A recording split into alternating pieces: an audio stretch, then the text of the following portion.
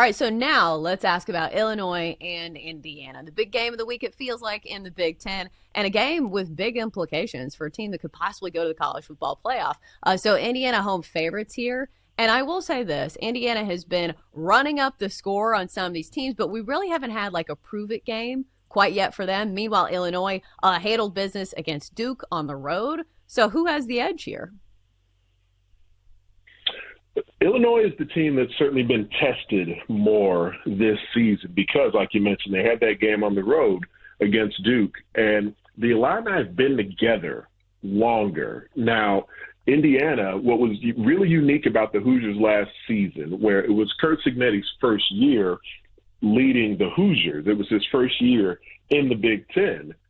First year as a head coach at the major college football level, but he had so many of his players who had been with him previously at James Madison, and then he brought in, a few other sort of key transfer portal pieces as well, like quarterback Curtis Rourke, who also is a guy with something to prove, with a chip on his shoulder. But that did provide a degree of continuity for Indiana last season, that they just took off and ran with everything. That's not the case this year. They do have some pre-existing talent, but they've also got new quarterback in Fernando Mendoza, some new playmakers, especially on the line of scrimmage. On both lines of scrimmage, where they were so good last year, they've got some new pieces. Illinois is now the older team, the veteran team, the team that's been through some things together, and that's really shown up a lot, especially in the second half of games where they've really hit another gear on some of their opponents.